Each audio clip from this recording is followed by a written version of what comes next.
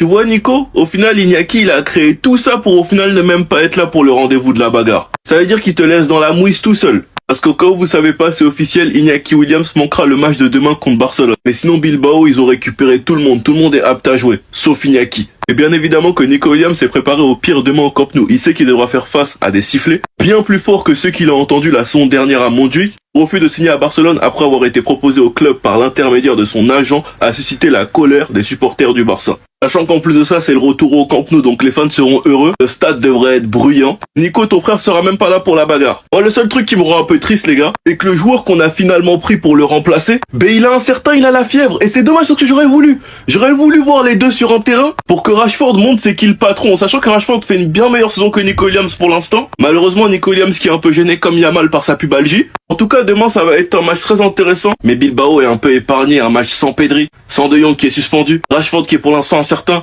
Rafinha qui va commencer sur le banc. Franchement, c'est dommage, mais en tout cas, ça va être un beau match. Sinon, vous les gars, vous en pensez quoi? Ramenez-vous sur Snap, on s'ennuie.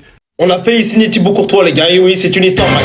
En 2010, Barcelone avait déjà envisagé de recruter Thibaut Courtois pour la modique somme rondette de 3 millions d'euros. Sauf que l'accord n'a pas abouti parce qu'il y avait Victor Valdés déjà. Et en 2014, pareil, les gars, après sa performance exceptionnelle avec l'Atlético Madrid, le nom de Courtois est réapparu sur la liste de Barcelone. Mais à l'époque, les gars, il y avait déjà Ter Stegen qui était sur la ligne de mire du Barça. Mais les gars, c'est pas plus mal parce que lui, je vais pas employer le terme, mais il a le S-word. Je sais, vous avez compris, vous savez de quoi je parle. Malgré que ce soit un très grand gardien, les gars, l'humain, c'est pas du tout ça. Si les gars, c'est l'un des meilleurs gardiens du monde, voire si ce n'est le meilleur gardien, et ça se tape maintenant avec les Neuer, avec les Casillas, avec tout ça. Vous avez déjà vu un joueur détestable jouer au FC Barcelone, vous? Je parle humainement. Non. Ça n'existe pas chez nous parce qu'on prend que des joueurs qui sont bons comme ça et qui sont forts au football. On prend pas des sales raslards, on prend pas des trucs bizarres, on prend pas des joueurs qui n'ont aucun respect pour les autres, que ce soit dans tout, hein, que ce soit dans le football, que ce soit dans la vie de tous les jours. Et encore une fois, je parle de hors football, mais même si les gars, et je répète encore, même si t'es le meilleur joueur du monde, je ne veux pas de toi, si t'es un raslard, si t'es je ne sais pas quoi, si tu fais des trucs bizarres hors des terrains, si t'es pas carré, quoi. Parce que les gars, pour moi, s'il commence à faire des trucs bizarres, il va pas respecter le club. Et s'il va pas respecter le club, ça va pas être bon pour nous, ça va pas être bénéfique pour nous. Il y aura toujours des histoires par rapport à un tel, il y aura toujours des histoires par rapport à ça. Et pour moi, ce n'est pas bon. Stéphane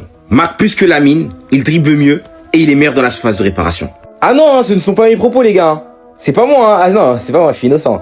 C'est Mathias Palacios, un journaliste argentin, estime que Stéphane est un meilleur joueur que Lamine Yamal. Je le répète, que ça plaise ou non, je l'ai vu en sélection chez les jeunes, le meilleur joueur U20 gaucher du monde en ce moment, c'est lui.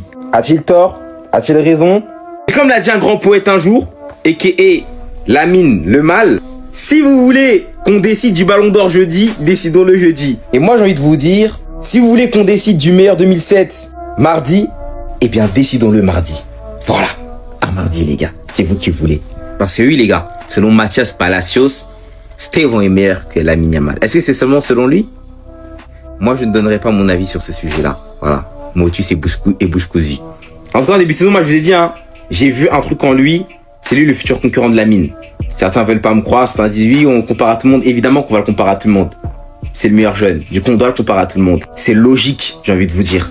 Donc, rendez-vous mardi pour la guerre des 2007. Ciao.